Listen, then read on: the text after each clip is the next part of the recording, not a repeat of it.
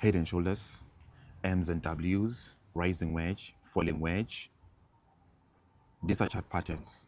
As a beginner, we use these chart patterns to know when to buy, when to sell. That's the first thing. For me, based on my personal history, I started using chart patterns. And the chart patterns that I started using V, but then I moved to use W's and M's. These are a simple way for you to understand structure. Now, if you do not know what are chart patterns we're talking about, the chart or the graph always moves and makes patterns.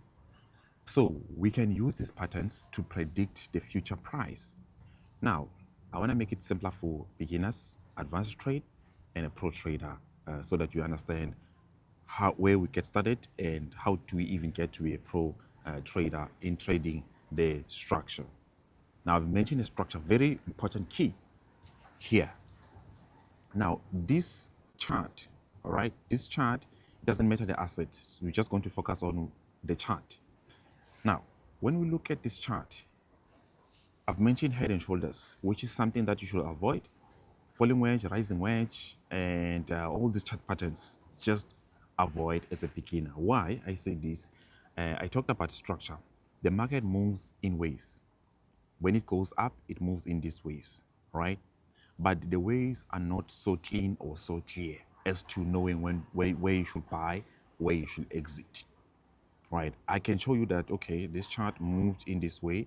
You were supposed to buy here and take profit here. But that actually doesn't give you a way to trade in the future. Doesn't actually give you the tools from step 1 to step 5 as to start here and end here, for example.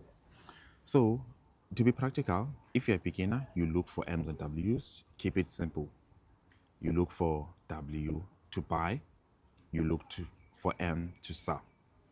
If you're going to be maybe if you move from a beginner level to an amateur level, you filter the M's and W's. There are some M's which are bad. There are some M's which are good. How you filter, you compare.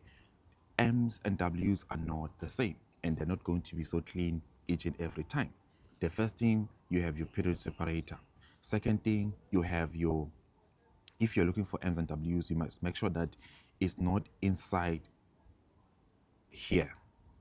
If you see, for example, let's actually bring our personal computer, and we have some free indicators that you can use to trade the market. And if you have any questions as to how to get them, visit our YouTube channel. So I'm just going to, what happened? Did we dock this? We didn't have the, we're supposed to have the status bar. We're supposed to have the standard also. We're supposed to have, I want us to have the tools here so that I can actually show you. Okay. Now let's actually take a clean chart, or we can go to, not this one, maybe this one. Let's actually remove the tick volume and make sure that we have our period separators, and we press period separator, we press OK. Now, the most important thing as a beginner, apply M15 time frame. If you're a beginner, M15 time frame.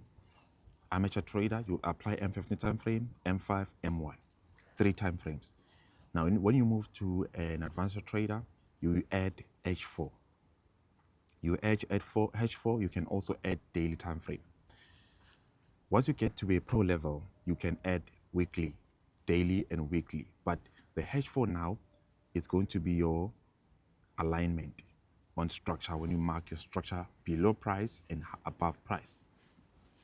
Now, as an amateur trader or a beginner trader, there's an indicator that can show you that we are buying here, selling here. You can use it to take trades. This is a free indicator. You can join our free WhatsApp group to get it, and it only works on your personal computer. So, as a beginner, you're looking for M's and W's. Amateur trader, you filter the M's and W's. How you filter the M's and W's, you must have a period separator separating day 1 and day 2. So if you see a W that connects 2 days, you don't trade it. If you see an M that connects 2 days, you don't trade it. If right now, which is what I wanted to explain, let's actually delete the indicator for now. We'll bring it back when we need it. If right now, the chart right now, it moves in this way. Let me zoom in so that we can see all together. And remember, it doesn't matter the asset, as I've mentioned. Let's actually look at this example. All right, we have this chart moved in this way. Can you see that? And then it moved up, it moved down. This was our W, and this is the right W that we should be trading. Now it continued moving all the way down here. So from this point here to this point here, if the chart now gets back here and makes maybe an M, we should avoid that M, or it makes a W, we should avoid that W, unless if the W is above here or below here, which means it must be higher. It must be on the highest price for the day or lowest price for the day. When I say price for the day, I'm talking about the chart, or I'm referring to the chart or graph.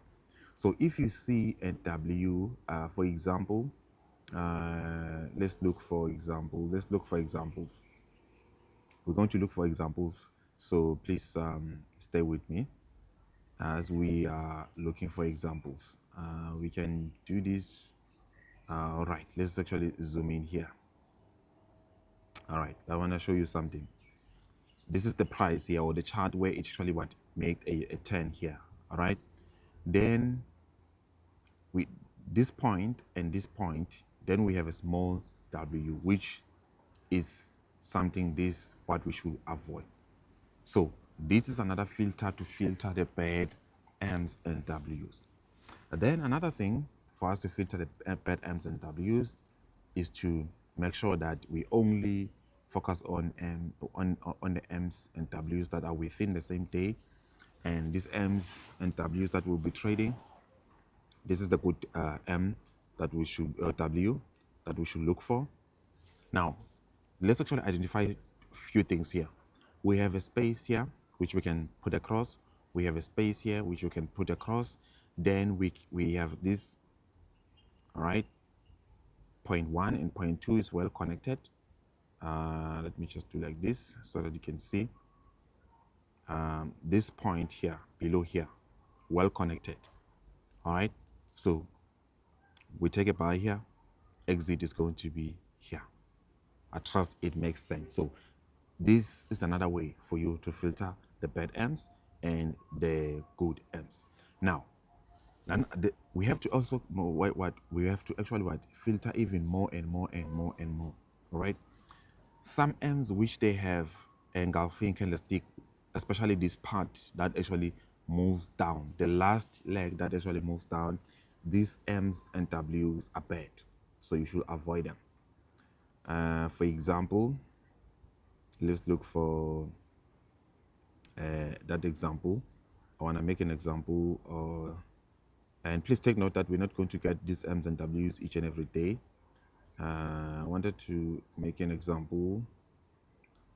All right, let's find an example that we can use, and I want to find a clear example that such as this one. Yes, this one, perfect. This is our first leg, right? Then this 10 here, we have this candlestick, which is signaling that there's more buying pressure. This is what we call an engulfing. All right, now once you get to be an advanced trader, you need to understand candlestick patterns. So if you see a candlestick pattern like this, you're looking to take a style here, in most cases, you will actually take a loss. Then another filter is making sure that we backtest or we test or we check these M's and W's for the month, for the certain asset. Let's say in this case, we check for 2075. We check how many M's did we get, how many wins of an M, how many losses of an M. How we determine wins and losses is that if we can place our rectangle box like this, all right, this color of this candlestick close above this previous week, all right, of the candlestick. If you don't know about candlesticks, you don't understand what candlesticks are, how they work, please watch another tutorial on our channel how candlesticks works. So this is a what? This is a failed M, and reason why we have this. If we compare now the M's that actually we had of a win, you will see the difference, because we're looking for chart patterns each and every day. We're looking for what? Chart patterns. And the more you filter, the lesser the trades that you will get. So you have to take note of that. Then now, once you move to advanced trader, you can use H4. H4, now you can apply what we call a market structure. All right. Market structure is simple, that you're trading lower prices, higher prices. So we have this indicator that can identify market structure for you. Market structure here. And then I add like this. Now, market structure is super simple. Is that if lower price is broken like this, the market is trending all the way down.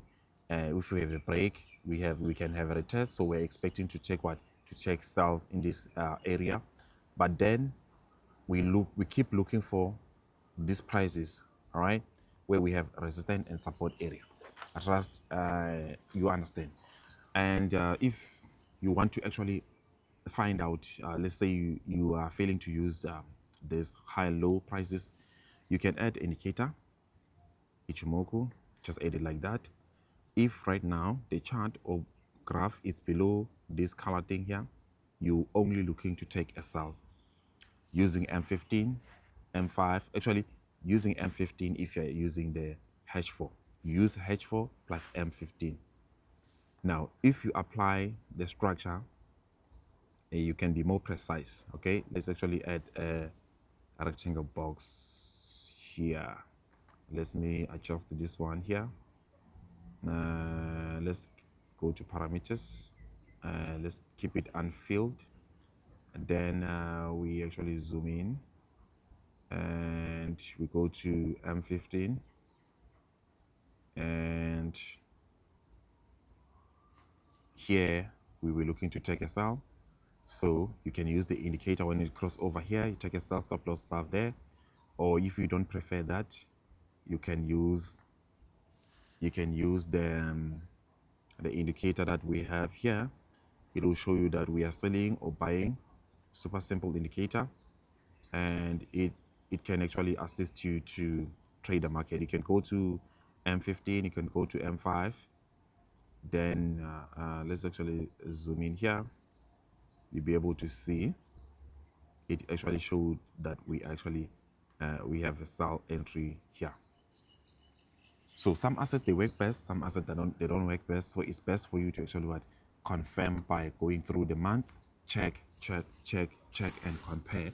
Once you've actually managed to compare, you'll be able to determine whether that is actually worth trading. So these are the chart patterns that you can trade, starting from M's and W's, going to the higher time frame, marking the same structure. If you have any questions, let me know. I love you all.